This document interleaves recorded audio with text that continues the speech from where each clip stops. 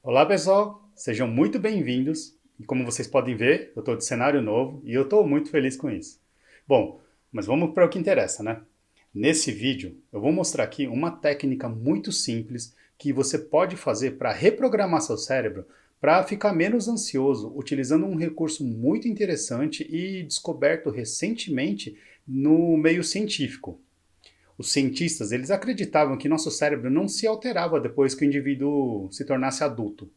Mas agora que a gente tem uma tecnologia muito mais avançada de imagem, a gente pode literalmente ver como o cérebro muda dependendo da forma como a gente usa ele.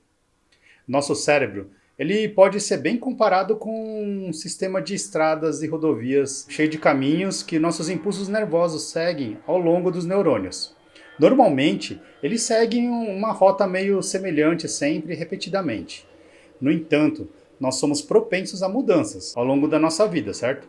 E a gente é influenciado pelo ambiente que a gente vive. Para uma compreensão mais simples, pensa no cérebro da mesma forma que a gente pensa no para exercitar nosso corpo no dia a dia para um condicionamento físico bom. Assim como a gente pode treinar nosso corpo para ficar mais forte e saudável, a gente pode também treinar nosso cérebro para pensar e agir e refletir de maneiras diferentes de acordo com os nossos objetivos e nossas escolhas.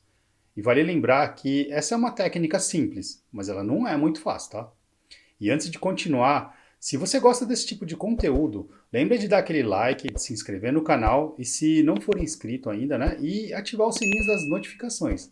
E também me siga em todas as redes sociais, onde eu posto conteúdos diversos relacionados a desenvolvimento pessoal, a programação mental diariamente. Então, sem mais enrolação agora, vamos embora pro vídeo. Olá pessoal, sejam muito bem-vindos ao canal Domínio da Mente. Eu sou Akira, hipnoterapeuta e programador mental. E vamos começar com um exemplo bem interessante. Em Londres, um estudo foi realizado envolvendo taxistas que passaram por um exame extremamente desafiador. Eles precisavam passar por um exame muito difícil que envolvia memorizar todas as ruas, eventos e locais da cidade. O estudo foi conduzido por uma equipe de pesquisadores renomados na área de neurociência cognitiva. E esses pesquisadores, eles tinham interesse em investigar os efeitos da aprendizagem intensiva e da memorização em longo prazo sobre o cérebro humano, para obter dados concretos sobre como o cérebro dos taxistas mudavam durante esse processo. Os pesquisadores, eles realizaram exames de imagem cerebral antes de os taxistas iniciarem seus estudos e em seguida, novamente, após o processo de 2 anos de preparação. E os resultados desse estudo, eles foram impressionantes. Os pesquisadores, eles foram capazes de literalmente visualizar a mudança nas conexões neurais, nas fiações cerebrais dos taxistas.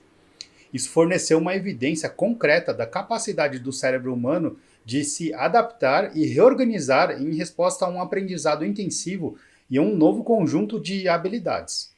Essa pesquisa não apenas revelou a notável plasticidade do cérebro, mas também destacou a importância do nosso ambiente e experiências na modelagem e estrutura do funcionamento do órgão mais complexo que é o nosso cérebro. Esses achados, eles têm implicações significativas não apenas na compreensão da neuroplasticidade, mas também no desenvolvimento de abordagens terapêuticas para transtornos neurológicos e psicológicos. Isso mostra pra gente que mudar a maneira como a gente pensa, como a gente faz as coisas, pode realmente alterar a estrutura do cérebro e as substâncias químicas que ele produz. O nosso cérebro ele é incrível em sua capacidade de se adaptar e aprender e se curar. Bom, agora vamos ver como a gente pode aplicar isso na ansiedade. Para mudar a maneira como o nosso cérebro lida com a ansiedade, é fundamental a gente compreender 3 princípios da ansiedade. O primeiro princípio é compreender o que é ansiedade. Embora todo mundo saiba como a ansiedade se parece, é importante a gente entender uma outra perspectiva dela. É crucial abandonar a ideia de que a ansiedade é algo ruim por natureza. A ansiedade, ela não é inteiramente ruim, não necessariamente. Ela pode ser desconfortável e às vezes desordenada, atrapalhando até as nossas vidas no dia a dia. No entanto, a ansiedade, ela desempenha uma função importante nos motivando a evitar perigos reais. A gente precisa sentir ansioso quando a gente se aproxima de um penhasco, por exemplo, porque isso nos mantém seguros. A gente deve sentir ansioso antes de um exame importante para motivar a gente a estudar mais, né? Para a gente seguir em frente. A ansiedade indica que algo é importante para nós. Então, vale ressaltar que ansiedade e excitação são, em termos químicos, praticamente a mesma reação, com a adrenalina desencadeando a ativação simpática para nos preparar para alguma ação. Quando vemos a ansiedade como uma parte normal e a gente aceita no nosso dia a dia, a gente começa a desenvolver ferramentas para lidar com ela de uma maneira mais eficaz, incluindo os transtornos de ansiedade. O segundo princípio para a gente entender é o transtorno de ansiedade, aquele que interfere significativamente nas nossas vidas. É quando a ansiedade ela toma conta, dificultando o trabalho, a escola ou o simples desfrute da nossa vida. Quanto mais a gente tenta evitar a ansiedade, mais intensa ela vai começar a se tornar. Ao contrário do que a gente pensa, a ansiedade, ela não é mais perturbadora quando é mais intensa, mas sim quando ocorre em duas situações, tá? Quando você se sente em perigo, mas você está seguro. E quando a ansiedade te impede que você funcione bem na sua vida cotidiana. Isso é que determina se você se enquadra nos critérios de um transtorno de ansiedade ou não.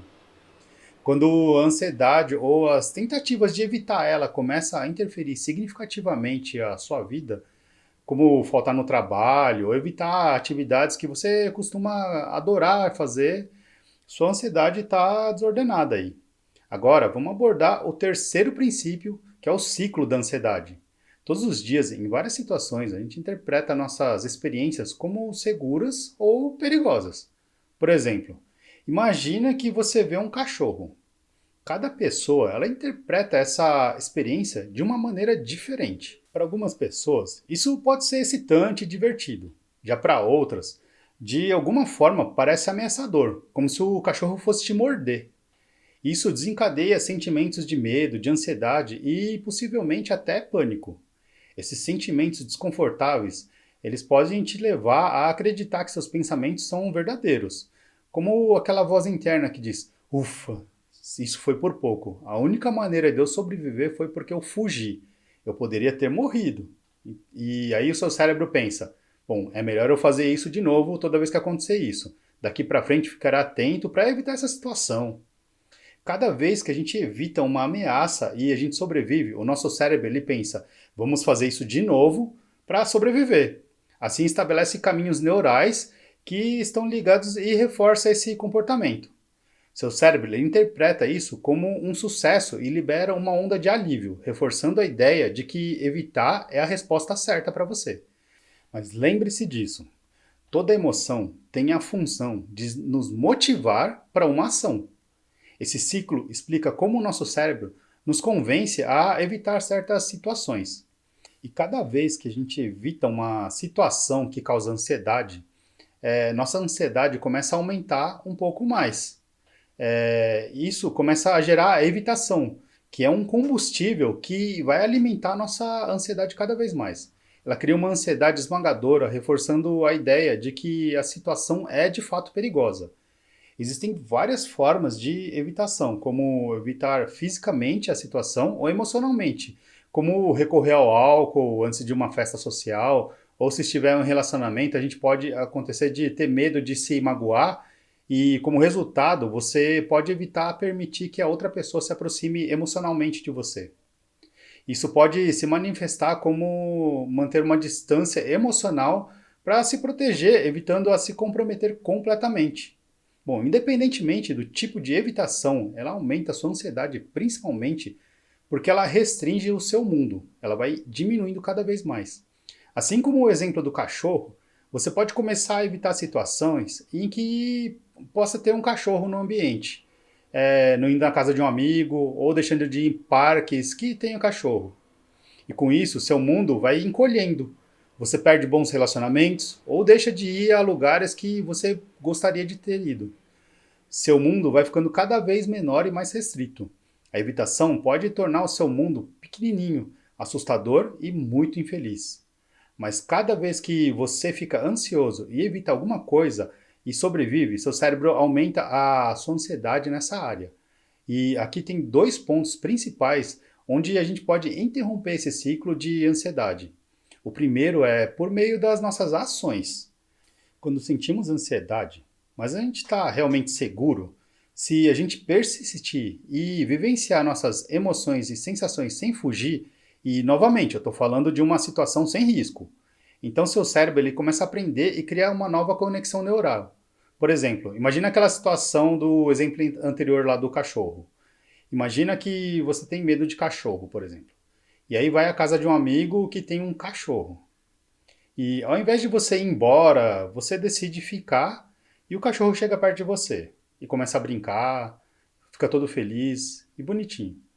Nesse momento, você pensa: acho que nem todos os cachorros são assim tão perigosos. Vamos fazer isso de novo. Quando a gente faz isso, seu cérebro envia uma onda de alívio, levando a uma diminuição gradual da ansiedade ao longo do tempo e também a um aumento gradual dos seus músculos emocionais, da sua capacidade de sentir emoção e sensações desconfortáveis, sem precisar escapar delas o tempo todo. Ou seja, quando a gente faz isso, o cérebro literalmente estabelece novos caminhos neurológicos, dizendo: nem todos os cães são perigosos, não precisa ficar ansioso perto dos cães.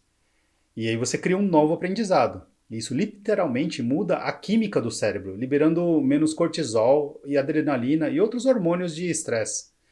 E essa é a maneira mais direta de reconectar seu cérebro para ter menos ansiedade. Mas eu entendo que isso pode ser muito difícil. Se fosse fácil, se você tem medo de cachorro, você já teria feito isso, certo? Então eu vou dividir essa tarefa em três grandes etapas para que você consiga aplicar de uma maneira mais fácil. Primeiro, crie uma hierarquia de exposição, dividindo a situação temida em pequenos passos e enfrentando ela gradualmente. Eu já até falei dessa técnica em outro vídeo, então se exponha gradualmente nas situações que te geram ansiedade. Não pula direto para uma situação mais intensa, porque isso vai te levar ao pânico. Então começa com o mais facinho e com o tempo vai progredindo. O segundo passo é usar a coragem como recurso. Lembra que a coragem não é a ausência do medo, mas sim escolher fazer algo mesmo na presença do medo. Isso é ter disposição para você querer mudar. Quando você pensa: eu vou fazer isso, mas se eu ver que vou ficar ansioso, eu paro, você está apenas convidando a ansiedade para tomar as suas decisões. Quando se trata de exposição, você escolhe uma atividade mais fácil para começar e depois permanece nela e observa por um determinado período de tempo ou até que a sua ansiedade diminua durante essa exposição. A parte mais importante é que você fique sentado com a sua ansiedade por um tempo até que ela diminua. O terceiro passo é encarar. Fica ansioso e veja se você sobrevive. E aqui eu vou te dar um spoiler. Você vai sobreviver. Então, com aquele exemplo do cachorro, começa a se imaginar repetidamente interagindo com um cachorro e pratique todos os dias por 10 minutos, até que essa atividade não te deixe mais ansioso. Você pode começar observando o cachorro da janela da sua casa ou do portão e simplesmente ficar lá, sentar com ele, respirar com ele e se permitir relaxar e fazer isso todos os dias por 10 minutos até que a sua ansiedade dê uma diminuída. Então você pratica estar em um mesmo ambiente com um cachorro, na coleira, talvez tocar e depois acariciar um pouquinho o cachorro na coleira e eventualmente você vai mudando para um cachorro maior e fora da coleira. Então eventualmente você chega ao ponto em que você pode ir para um parque onde tem cães, sentar e ficar lá com eles por meia hora de repente. E tá tudo bem se você sentir desconfortável, ou suar, ou tremer, ou o que quer que seja, mas apenas persista. E logo o seu cérebro vai aprender que a maioria dos cães não oferece mais perigo e você está tudo bem. Consequentemente, a sua ansiedade vai diminuir. E agora, novamente, Você pode realizar algumas atividades fisiológicas de ancoragem, que é uma técnica que eu já falei também no outro vídeo. Mas não usa ela como uma forma de evitar a ansiedade, não. Use-os como uma forma de praticar a disposição. Essa vontade de sentir o que você está sentindo e aceitar isso como sendo normal e natural e ok. Portanto, assim como a gente cuida do nosso corpo através de atividade física, a gente pode moldar e fortalecer nosso cérebro através de treinamento mental. Nosso cérebro, ele é um órgão incrivelmente flexível, capaz de adaptar nossas escolhas e experiências. Lembre-se de que a neuroplasticidade, ela permite que o nosso cérebro se reconfigure criando novos caminhos e novas possibilidades.